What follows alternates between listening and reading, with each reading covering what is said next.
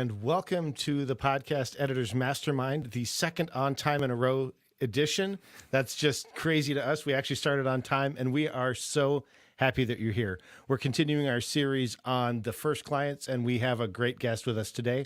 Before we get started, I'm Brian Ensminger. You can find me at toptieraudio.com, and over here is Jennifer Longworth of bourbonbarrelpodcasting.com.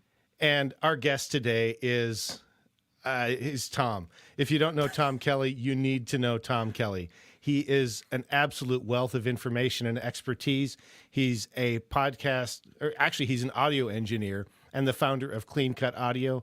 He's made a bunch of YouTube tutorials and courses on things like EQ and compression. He's got the technical stuff going on, works on some shows with incredibly high production value, and he had a first client too, just like the rest of us. So Tom, welcome to the show. Thank you so much, and what a gracious intro. I really appreciate that. I actually had to tone it down a little bit. I couldn't say everything I wanted to. No, I'm just kidding. But yeah, super glad to have you here, especially now that you're basically off of all the socials. I don't see you except, here. So it's great to do that. Yeah, it's been a great experiment for the past few years. Like I have a personal Instagram account, and I have run a couple for different podcasts and stuff, but the business is pretty much completely offline, including YouTube, which was a huge part of my business for quite a long time. And it's just been great for the mental health to just focus on my family and, all that kind of stuff. So it was tough, but for me, it was the right choice to get off.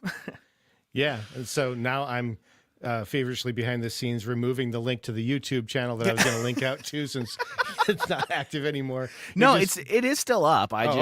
In the past 3 years, I've made like 2 videos, but it's still there. I think it's still, I'll come back to it at some point. It's not dead. It's just, it's not goodbye. It's I'll see you later kind of thing.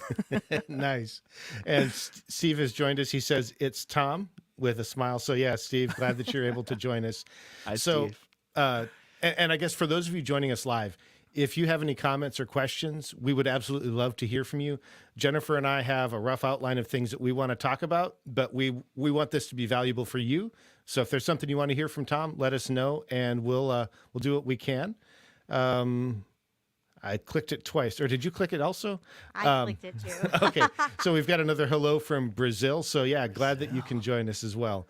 So Tom, the last several episodes, I've kind of been interested in hearing a little bit of the backstory before people got into podcast editing, because it seems like sometimes your history before what you're doing now kind of shapes how you get into it. So before you were editing podcasts, like what was your life like? What were you doing? So I immediately before I was working on podcasts, I was installing solar panels for Tesla. Oh, wow. Nice. And I did it so I went to school for audio engineering, and I graduated in 2013 and worked at some like very high profile studios, got to record with like Grammy nominated artists, and it was awesome. Like that's what I went to school for. It was the dream job, but it didn't pay enough to cover my student loans. So this terrible irony of like, I went to school for this and I can't afford to do it. Yeah, so it was pretty disheartening. I had to like quit that job, and I was working at this coffee shop as well through college, and I stayed doing that. Ended up moving to a wood shop where I was sweeping floors, 9 hours a day, and they let you wear headphones. And I like discovered podcasts while just sweeping floors and assisting at this wood shop, and just like fell in love with them. I was listening literally all 9 hours at work. I was listening to podcasts, and there were a lot that I really enjoyed, but I thought they could sound better. And I was like, hey man, I know a thing or two about recording. Maybe I could move into this space, and kind of feverishly over the next few months or a year tried to get that first client into becoming self-employed, which is something because of the podcast I was listening to, I realized was what I really wanted in life, to not work for someone else, which is why I can never like hold a job for very long. I thought I was just like a lazy bad person or something, but it was just like not my own thing, so I didn't really want it that badly. So yeah, when I realized I wanted to get into, it wasn't even podcast production at the time. I wanted to run a network. That was my first interest in podcasting. I was sweeping floors covered in sawdust all the time, just sweating profusely, but like really loving being able to listen to these people all day. Wow, oh, go ahead, Jennifer. Yeah, well, I mean, that's crazy, but you wanted to find a first client. How do you do that? I mean, you're sweeping floors. You're like, hey, it would be really cool to work on these shows. Right. And Yeah, I mean, I emailed all the shows I was listening to and was just kind of like, hey, I'm an audio engineer. I'll do anything you want for free. Was basically my pitch. oh, wow. That's And cool. no one responded. So I tried to go, my first soiree into finding a client happened on Fiverr, which 0 out of 10 experience. I'll say that right Oh, wow. now. Coming from music production, which is what I got started in, what we were focusing on was like capturing insanely high quality recordings. So the tools that I had access to in the studio were built with the assumption that this is already a good quality recording. I had never worked with like bad recordings before. And if you've worked in podcasting for more than 5 seconds, you know that most recordings need some help. So I got this job from Fiverr for like literally $5 or something. And it was one of James Brown's backup singers, basically just talking about how horrible he was to work for. And it was like a bad phone call recording. And I had never heard of Isotope RX. So I did what I could with EQ, and it was not an ideal output on my end, just because I didn't know how to deal with bad recordings before, and the dude just like ended up not paying me. Honestly, I kind of don't blame him, but like I had never experienced audio that needed to be like restored, you know what I mean? So Mhm. it really bummed me out, and I gave up after like twice, where I ended up doing work for someone and they were just like, I can't pay you for this. But Wow. it was disheartening, but I took it as like, well, clearly there's something I'm missing. Like I need to learn more about podcasting. Like I can't just jump in day one and be like, all right, I do podcasts. So I figured the best way to do it is to start my own podcast and like get more familiar with the space, with the scenarios, with the situations that you find yourself in. And then having that practice, I can then feel like I do this more professionally. So I started my own podcast. We ended up doing it for 5 years, never missed a week. And it was great. It was an awesome experience. And during that, I was thinking like, I don't want to edit for clients. I want to create shows. Like I want to own a network and like help make podcasters was kind of my vision. So then I had my first client for my network, which was some dudes I met in the DC area. They were in the like this space organization in Washington, DC, and we launched a podcast for them, and I produced their episodes every week for a year. Not only was I not getting paid, I was paying for the file hosting. I was doing their show notes. I was doing the website. I was doing the social media marketing. Like I did, everything but hosted their show at a loss. And I did that for 3 shows for a year. In addition to working 55 hours a week installing solar panels at Tesla.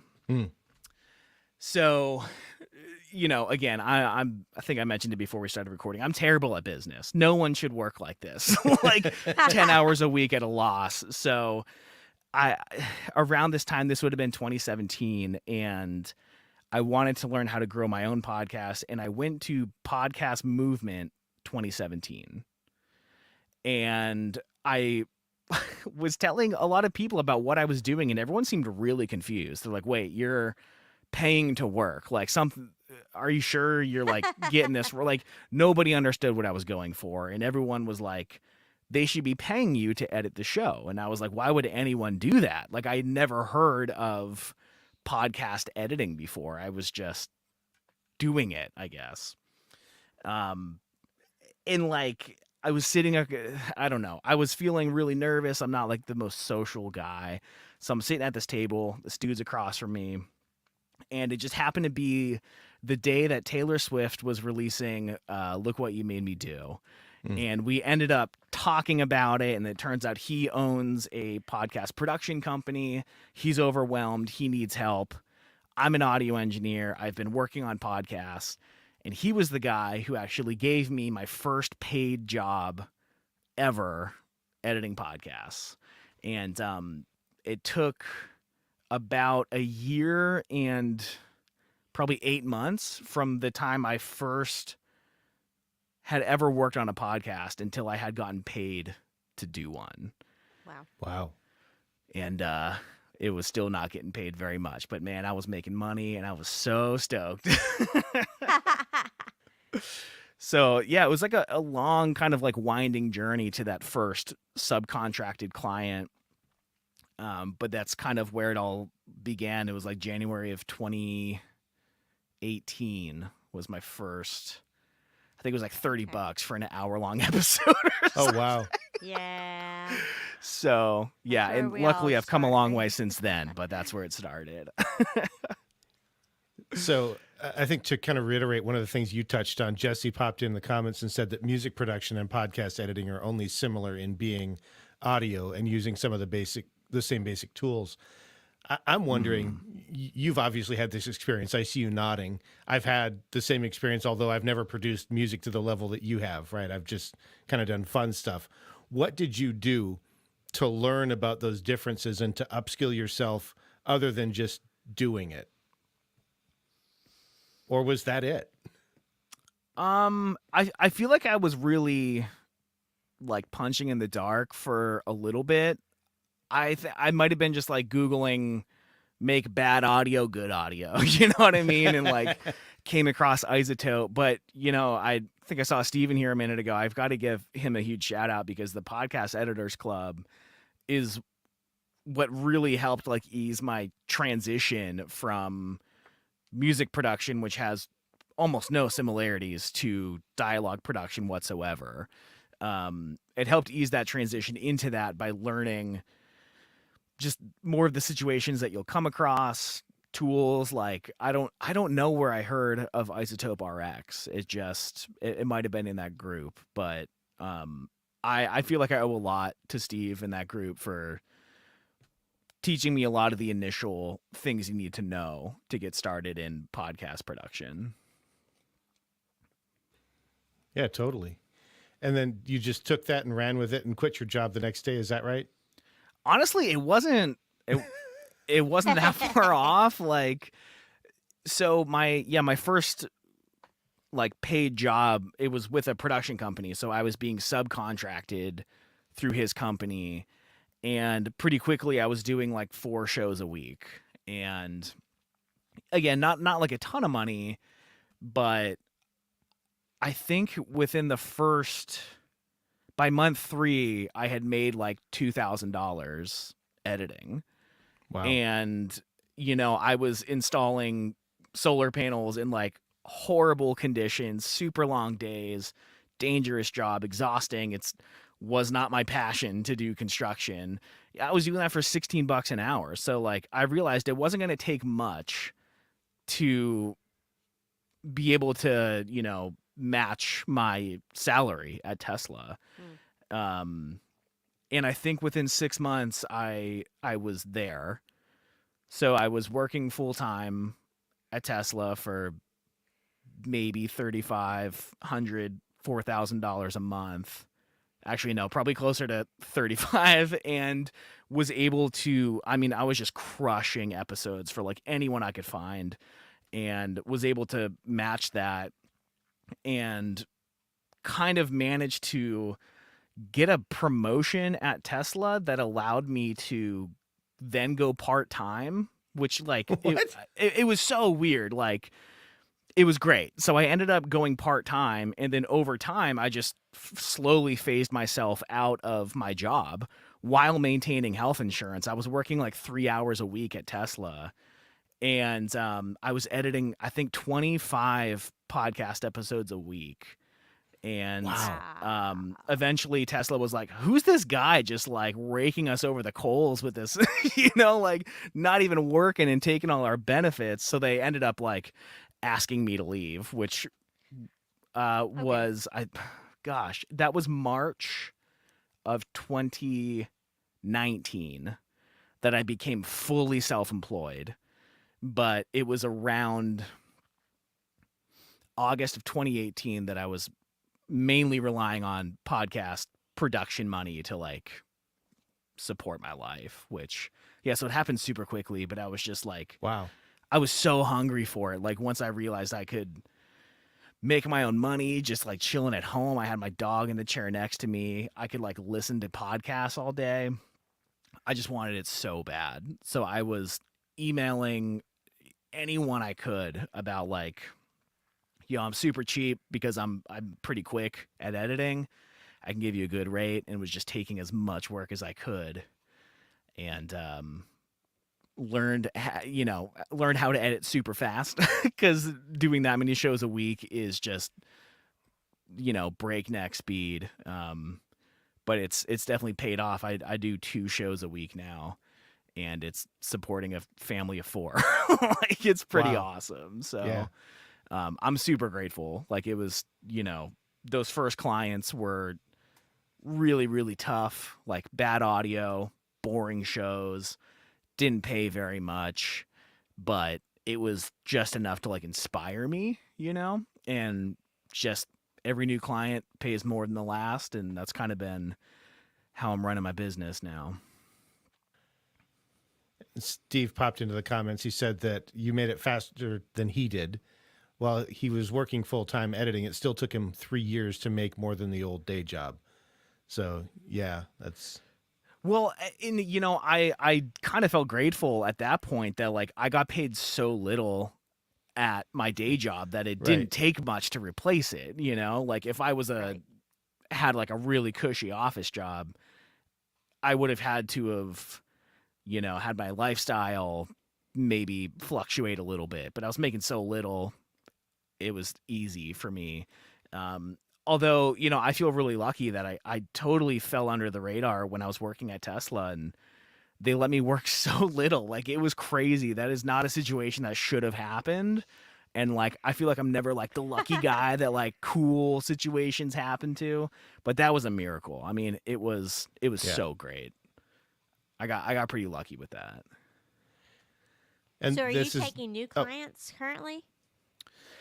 Um That's off. so not really. Like I'll entertain a call, I guess, but a lot of what I'm focused on now. So like, back in the early days, I was just editing professional interviews, right? So a host interviews a guest and you clean it up, put some music in, and you ship it. Like that's all I was doing. And it's fine, but as like someone who originally wanted to be a music producer, the appeal of working in audio was to be a part of the creative process.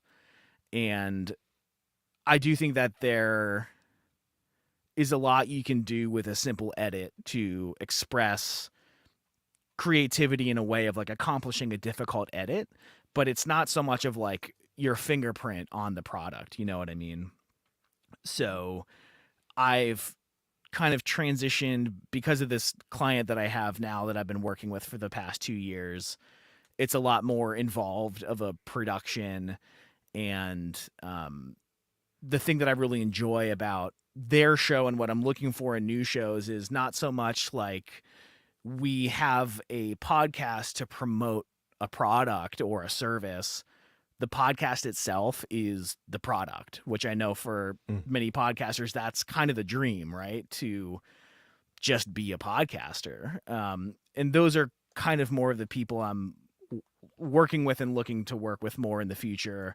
Those clients are definitely much harder to find, but I've got some fun, like I'm working super part-time just because I have like 2 very young children now, and I've been focused on working as little as possible to enjoy their early years. But we're trying to like buy a house and stuff, so I was trying to ramp it up, but there's some things coming down the pike that look pretty promising. So again, feel like I got kind of lucky with not having to do the legwork of finding the clients. Just some stuff came up, and it's in the realm of what I'm looking to do. So it's looking like this winter it'll be picking up again, which is great.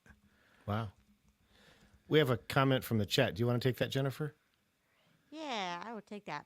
So the questions are: when you first started, did you build a portfolio to show it to future new clients? If yes, how'd you do that? And any tips for someone starting to build a portfolio?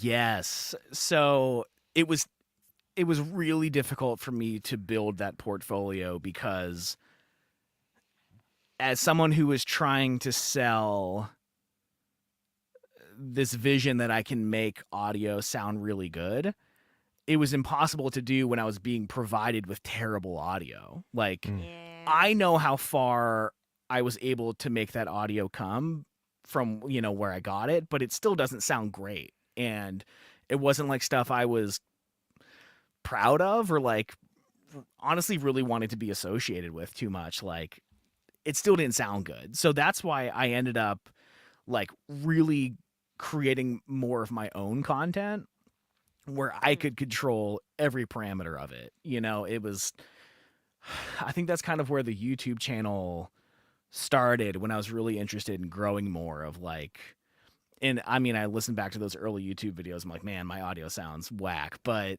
it was better than I was getting. So like I relied on building a portfolio with my own material until I had stuff that I thought was good enough to add to it. And it took a lot of time. There was definitely like, you have to do some fluffing to get it to look impressive until it kind of is naturally on its own.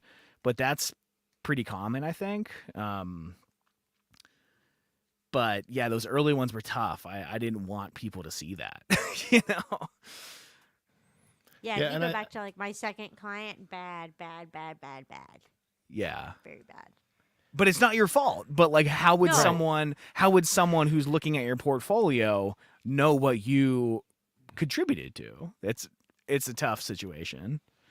Yeah, it is. I've definitely been on the same kind of situation where you are, where the real miracles that I've worked still sound like a turd, right? You just don't know how bad it was before I Yeah. got it. And so those, Right. you don't want to put that on your portfolio page because there's no way to really describe what happened to that audio or even present a future state, one that lets people know this is actually not the kind of product I want to put out. You should record better than this. And 2, not throw the client under the bus, assuming you're working with client audio. Like, Exactly. that's one of the things. I don't really have any before and after right now because I don't really want to show my client's work product without, and I think I've got one piece that I did work with a client to put it together. However, he doesn't produce the highest quality results, so it's still not as good as it could be if it would have been recorded well, right? Right. Right. Yeah, I think there's probably an interesting opportunity. Like, I know in my equalization course, I provide the students or the people that buy the course with all of the raw voiceover that I worked on. So it could even be a thing where like you ask a friend or you find raw recordings elsewhere to then be able to show it before and after, where it doesn't need to be your client, but it's still a voice file that you have access to. As I'm going out of focus here. Autofocus, gotta love it, man. What?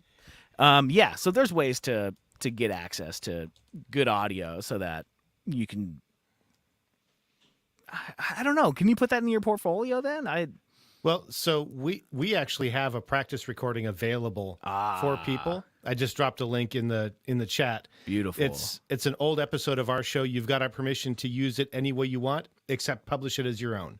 You can use it for your portfolio. You can practice. You can laugh at how dumb we are and how many times the cats get in the way, or you can show off your incredible audio repair skills because it's literally our audio. So you get what you get. We'd like to think it's reasonably good quality, but it is absolutely not $1 million studio quality.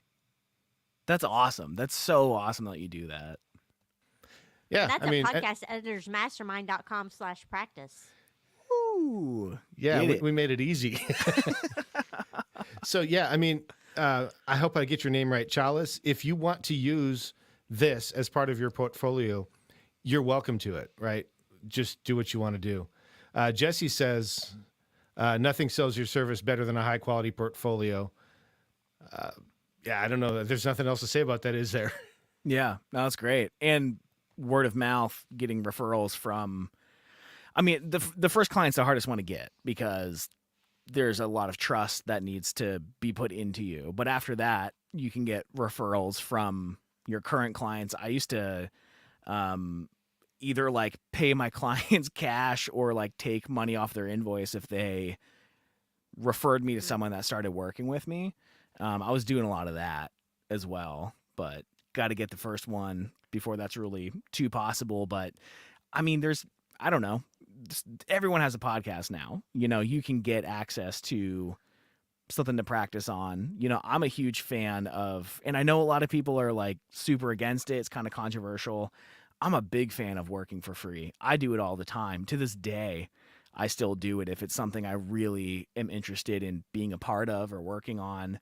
You know, I'm like looking to get into cinematography a little bit more. So I'm like filming stuff for local businesses. I'll go in if I like what they're doing. Hey, I'll do a bunch of work for you for free just because I want to get practice using my camera. Like that's also some really good leverage that you have.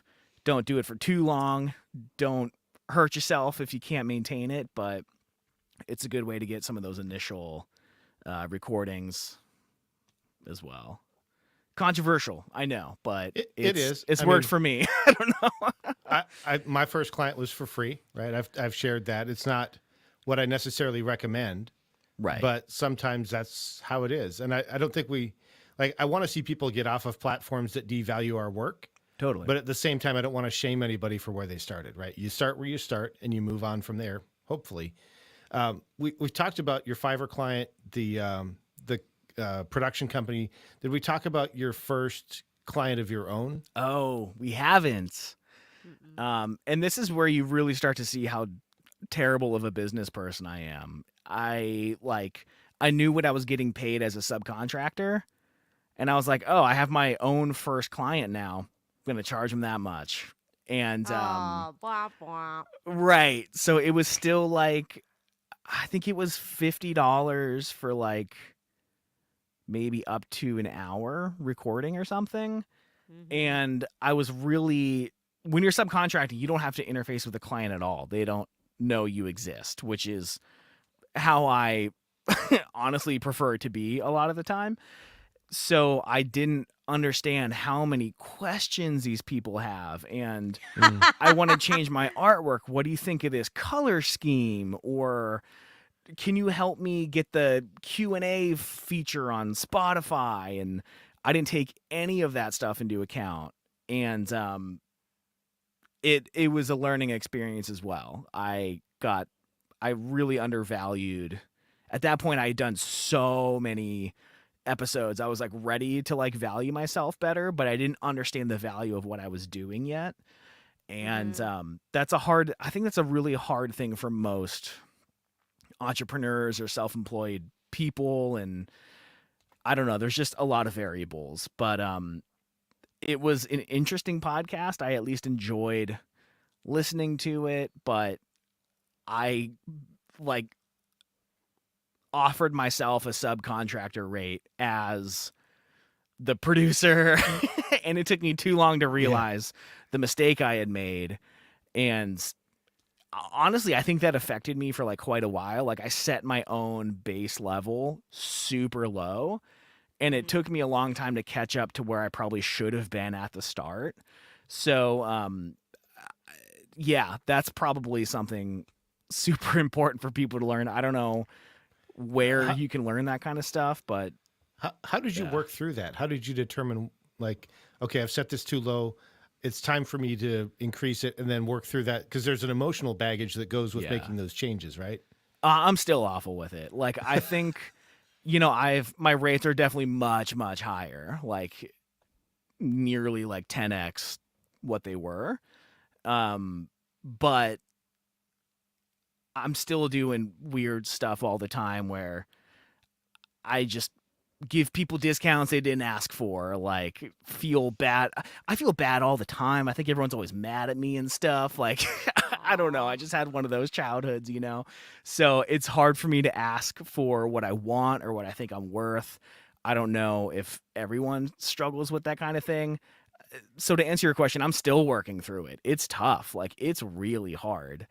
Um, I was doing work for someone, just kind of like they just needed like a 4-episode thing, and they asked how much I charged, and like I kind of knew them, so I was like, oh, it's usually this much, but I'll do it for you for this much. I don't know why I said that. Like, there was no reason to just offer up a discount. I think I'm just so grateful that I don't install solar panels for $16 an hour, that sometimes I'm like, anything more than that is perfect. Like, it's, I don't know.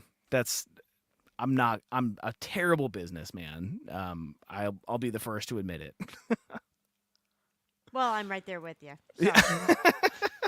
I mean, that's actually part of why this mastermind was started. Yeah. Was because before the show, like 2 years before the show, we were getting together and talking about what are you charging, and Carrie would tell me, Brian, you need to charge more. And I'd be like, okay, I'll do that. And then she'd say, when? I'm like, I don't know. Right? And I feel like I'm worth it. But I think, wasn't it Daniel that within like 6 months he had already doubled his rates, and nobody? Yeah, Daniel did. Yeah. And basically, I don't know that anybody pushed back. And so we're not trying to sell, hey, you should double your rates. I know that there are people out there saying that. It could be true. What we're saying is, if you're in a community of people who can help you get some perspective on what you're doing and what you're charging for, that can be very helpful. And I know that was it last episode, I think we talked with Jesse McCune, who has Tansy Astor Academy. And part of what they do, if you pay for it, it's not a free community, is offer some of that perspective. Steve Stewart also has a paid community over at Podcast Editor Academy. Who would have guessed a nice name like that? Both of those are available for those that are watching that want to gain some of that business acumen, because it's hard. There's the analytical side of it, the facts-based part of it. There's also the whole, but people are not going to like me anymore part of it. And for me, the numbers are pretty easy. The people aren't going to like me part's a bit harder. And so you have to learn what you got to work through, right? Totally.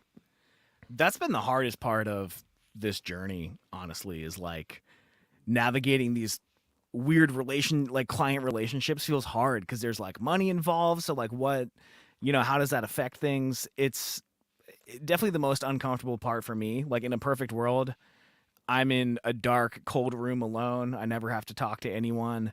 I'm just doing my work. I get paid. And honestly, that's what most days look like. I know my room looks nice and bright and cheery in here right now, but these lights are coming off the second we're done recording. I like this place dark, cold, and not having to communicate with anyone, man.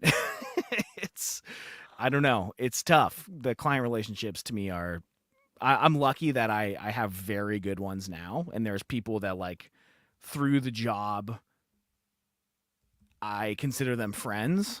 And obviously that could complicate a relationship as well. But yeah, I just feel like I've gotten lucky now where it's not such a huge impact on my career or daily life as tough client communications.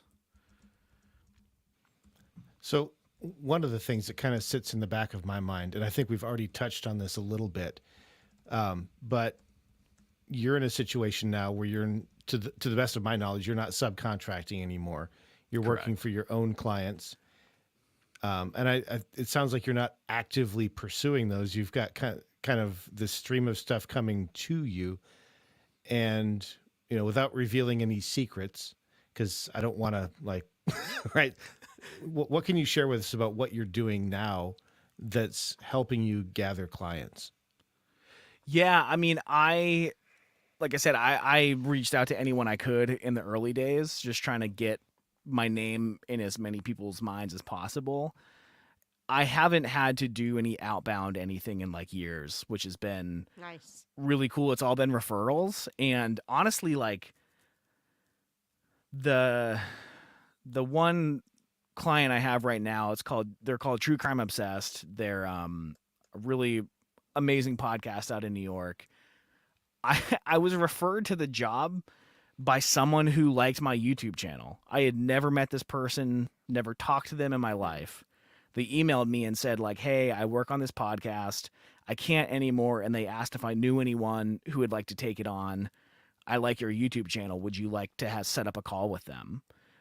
Oh, cool. So like referrals from people I don't even know through my YouTube channel has been really the biggest thing for me, which is why I like wrestle every day with like, I'm not ready to like get the YouTube channel going again, but I know it has been the centerpiece of my entire business of just kind of trying to selflessly give what I've learned at college, what I've paid hundreds of thousands of dollars and so much interest for, Yeah.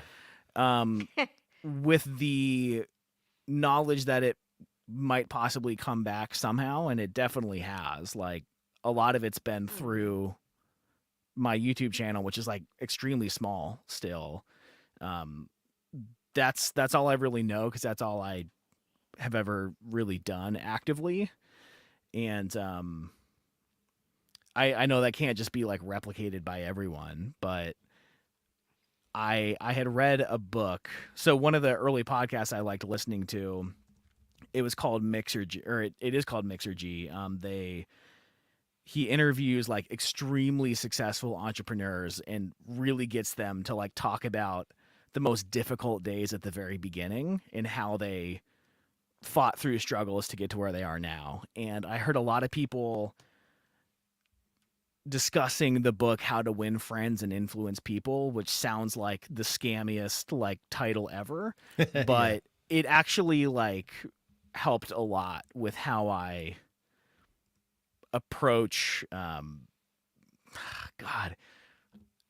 networking opportunities is not like a phrase I would ever actually say in real life, I think, but like I think we just heard it here. but the first time, I mean, it sounds, because that's not what I like do. I don't feel like I network. I try to like make friends who do cool stuff, and if we have an opportunity to do cool stuff together, awesome. If not, we're still friends and we talk, and that's kind of how I approach most things, and that's worked for me. And there's quite a few people that I've met over time who are really great, and we're friends, and it's great.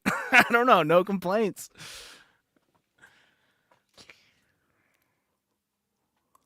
We've got a So couple we had- comments There you are. in the chat. Jesse, inbound marketing for the Yeah. win. Yay!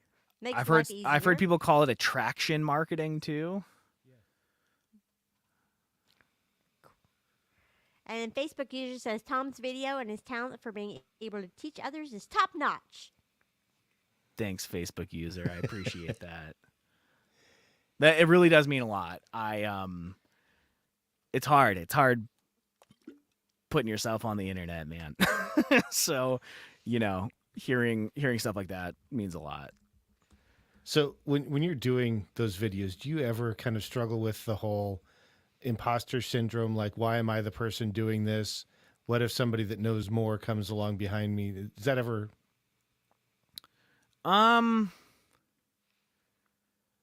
Yeah, I think I perceive it differently, but it definitely is. Like, I'm afraid. I'm constantly afraid someone's gonna be like, "You said something wrong," and like correct me publicly or something. Which I think is the same thing. Like, I don't know Yeah. enough to actually put out a coherent video. I've never. Part of the problem is I've never like really scripted one or planned one. I kind of just hit record and talk until I'm done is I like that's the vibe I want to capture, but it also leaves yourself open for like I think I said loudness instead of or I think I said volume instead of loudness, and this random dude ripped me to shreds for it. And it's stuff like that that feels really difficult of what if you're not perfect all the time, which I think is probably the same thing as imposter syndrome. It's scary. After I hit publish on a video, I'm like, oh, it's all bad. It's all wrong. Everything I said was so dumb. Like no one's gonna like this. So I'm always amazed when someone's like, oh, you explained that clearly, because when I'm filming, I know what's going on in my head. And I'm like, this is terrible. Like, this isn't going to make sense to anyone. So, yeah, I guess I totally do have imposter syndrome. So part of the reason I asked that was I made Hindenburg videos for a while, just like quick tutorials. And I constantly was like, one, why am I the person, like, why would anybody watch me? I'm just some random dude that edits podcasts. Two, what if the people at Hindenburg see what I'm doing and get mad at me? Right.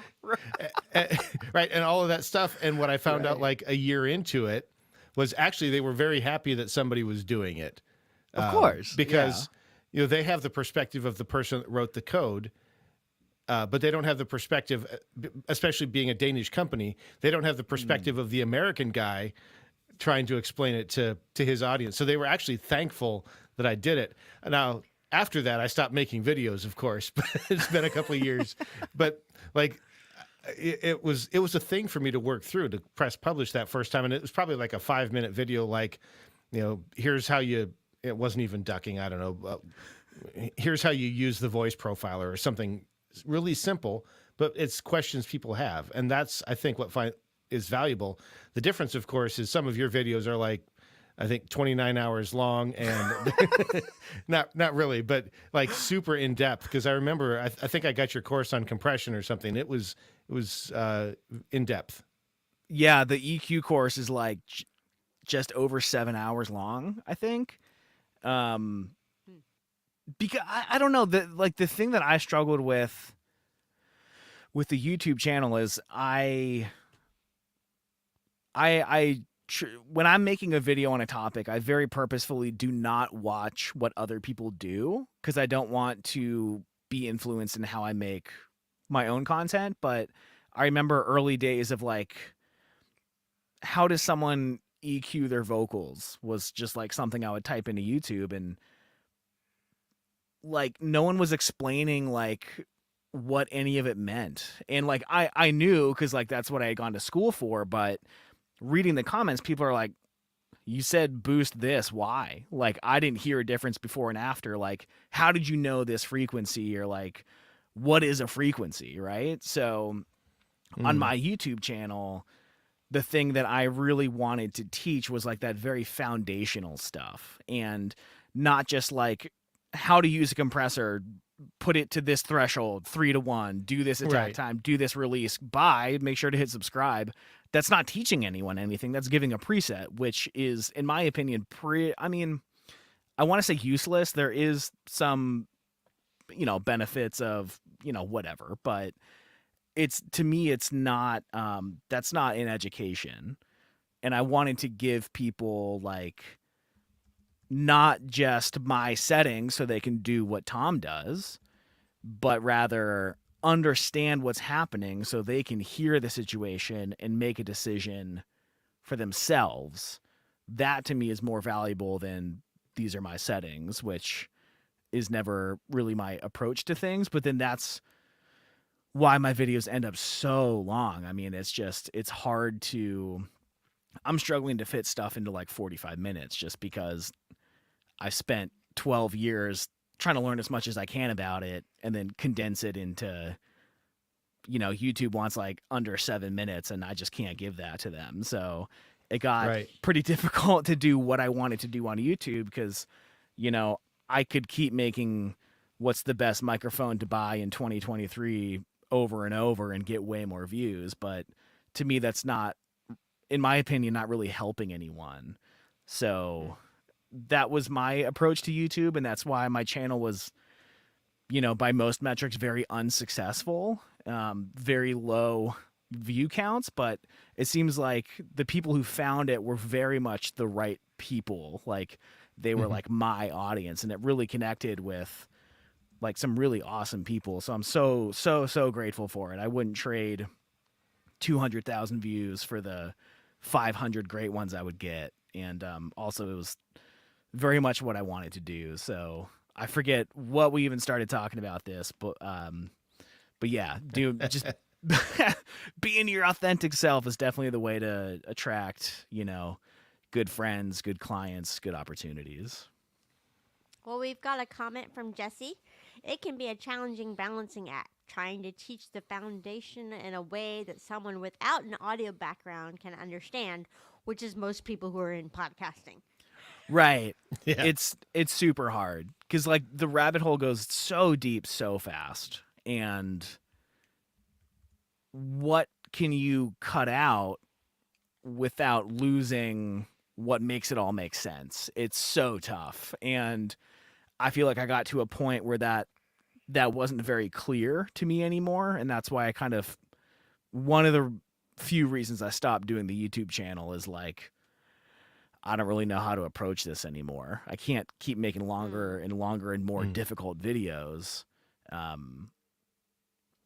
Every video was taking me 20 hours or something to make, and I don't know, just couldn't keep doing it. So someday I'll get back to it, but kind of want to figure out like Jesse was saying, what's that point where it makes sense to a lot of people while, being very good foundational teaching.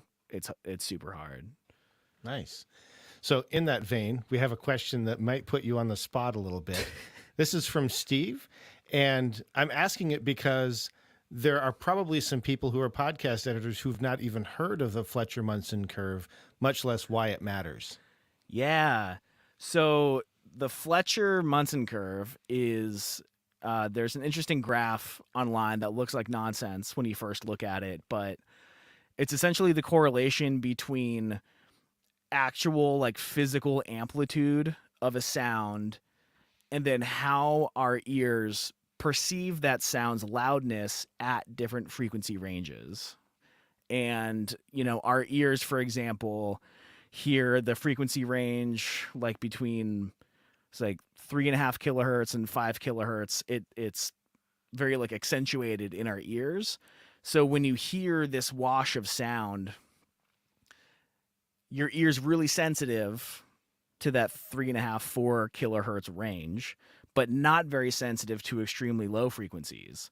So even if the physical like air pressure of the space is resonating equally at all frequencies, your ear perceives the loudness to be different at different frequencies at different amplitudes, and it changes as you raise or lower the loudness of something.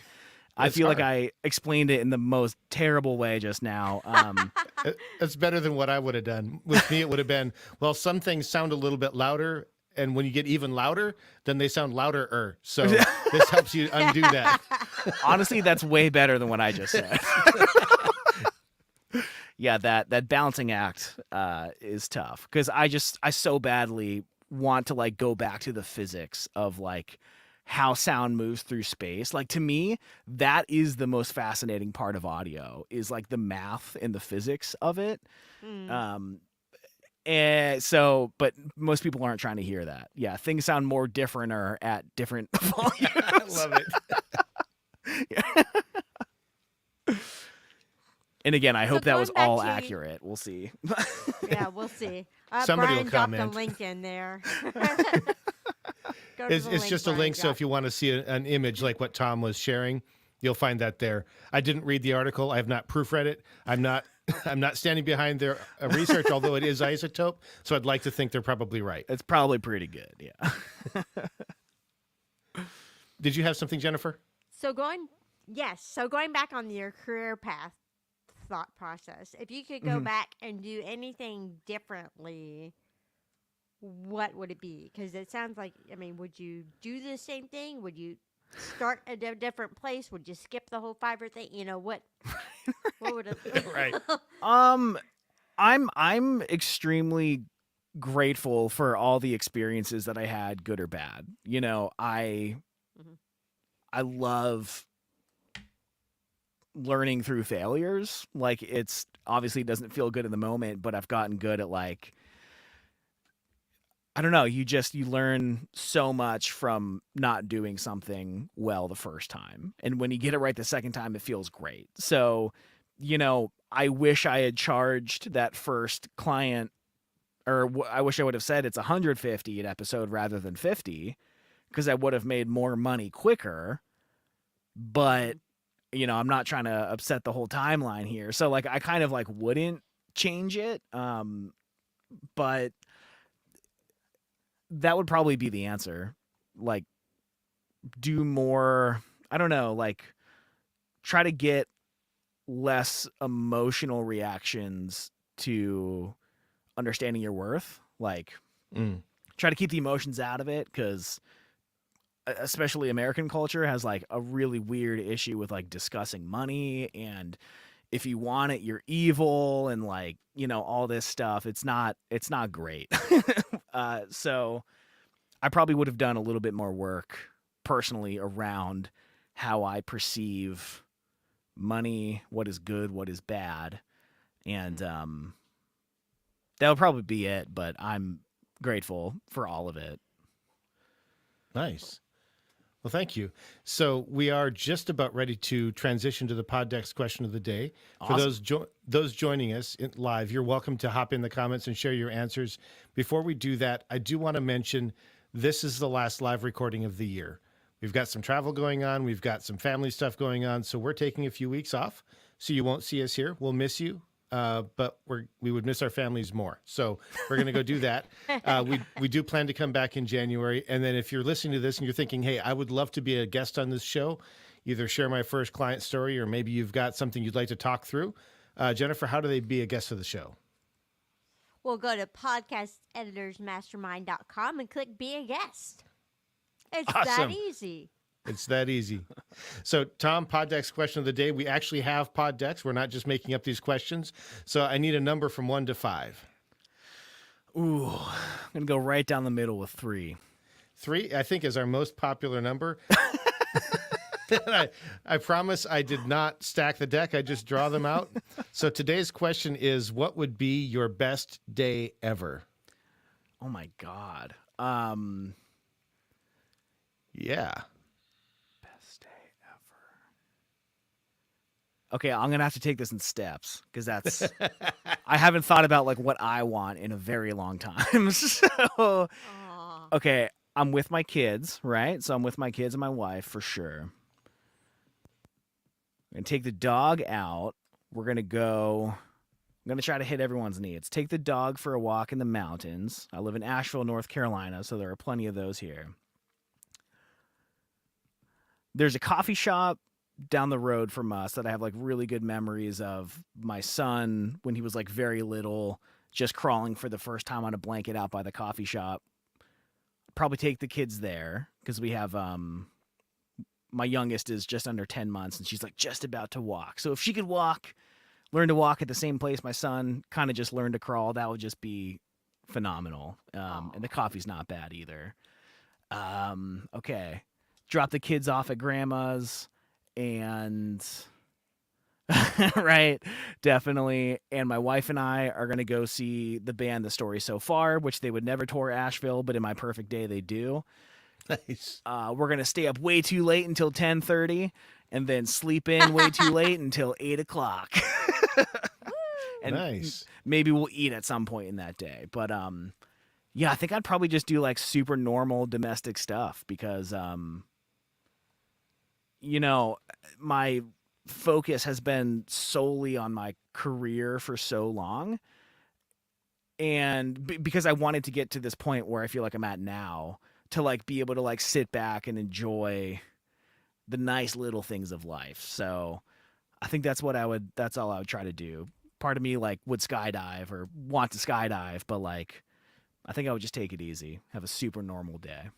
Nice. Steve loses. Yeah, Steve Steve. said Steve he was was gonna betting that say you were going to say skateboarding. You know, if I can squeeze an hour session at our local DIY, and if I could guarantee I'm not gonna. Oh, every time I go lately, I'm 32. I shouldn't be skateboarding, man. If I could have a guarantee I'm not gonna get hurt, I'll throw an hour session in there for sure. And Our friend Chal from is. Brazil. Oh, go ahead. Yeah, You our friend click. from Brazil. I'm not even like trying to say your name. His answer is getting my first client. Yay! Yo, you got it. I believe in you. Nice. So for me, I think I'll probably take a page out of our family vacation for this summer. So we went to Pigeon Forge, Gatlinburg, Tennessee, which is in East Tennessee. It's a tourist trap with all the things that go with tourist traps. We would stay in a cabin. I'd get up at like 8 or 9 or 10 in the morning, have a late breakfast, a late lunch. And then there's a kind of a resort-ish thing there that is way more expensive than anything we should ever do on a normal basis. But they have like a chairlift to the top of the mountain so you can look around and see it's in the Smoky Mountains. So you can see all of that. They've got one of those alpine racer things you can go down and Sick. do, like race the kids. And they've got summertime, what was it? Inner tubing down the thing. They've got like pretend water and stuff. They've got ice skating. You can ride the tram down and you can eat all the things and then probably have dinner someplace. I like your idea of dropping the kids off at the grandparents. And so in my perfect day, we have a teleporter and the kids can go spend some time with with the grandparents. And then we could go and have an actual grown up date, probably coffee shop, maybe a movie, maybe just sleep. Right. Nice. Yeah, I like it. Awesome. Jennifer, you haven't answered yet. I haven't answered because I've just been like reflecting on one of the greatest mornings ever from my family vacation this year. We went on a cruise and I got up early, which is totally not me, but I think it was a time zone thing. And I was the first one on the boat, like first passenger up, kind of, and there was nobody around, and it was so peaceful and tranquil, and I just got a cup of coffee and walked around here and walked around there, and then the rest of the day, did family stuff or whatever. But it was just like, oh, I should try to do that again, and just start the day Nice. off all peaceful. Wow, sounds awesome. That doesn't Yeah. happen. Yeah. Totally. And Steve's got some kudos for you, Tom. He said this is the longest and best Poddex question and answer ever, and you picked the question, and you gave the first answer. You set the stage, you brought it, and we all had to deliver too. So thank you. Oh man. Yeah. Well, I don't know. If you let me keep going, this would end up being a much longer ordeal. So Yeah, unfortunately, we will have to cut it off because I've got to get the kiddos in bed. Yeah. Apparently, being a parent doesn't stop. Right. They didn't tell me that before we started, but thing. Dude, it doesn't stop. My kids are young adults now. It still doesn't stop. You're just in the beginning. yeah. that's awesome. Well, Tom, thank you so much for being here. I can't tell you how much I appreciate this. It's been super fun, super insightful. We've never had anybody talk through their first 4 client experiences with us before. So thank you so much. And we'll just wrap it up. We'll go around. I'll say goodbye, then Jennifer, then you, Tom, and then we'll wrap it all up. So I'm Brian Etzminger. If you didn't like it, it's my fault. If you did, it's Tom's fault. And you can find me at toptieraudio.com. Jennifer. I'm Jennifer Longworth. You can find me at bourbonbarrelpodcasting.com. All right. I'm Tom Kelly. It's kind of hard to find me, but I'm on Instagram at tkells, TKELLZZZ. And if you have any questions about audio or podcasting, I will sit down and answer all of them. Awesome. Yeah, I'm going to have to get that link from you because I do want to get people to connect with you. And then unable to join us tonight were Daniel Abendroth at rothmedia.audio and Carrie Caulfield, who you can find at carrie.land. It's Carrie Land. It's a scary place, but she's fun. She's wonderful. You should go check her out. So if you joined us, thank you for being here. If you caught us later, we really appreciate you. Bye. Now I have to click the Bye. button. Let's see if I can do this. And Alejandro will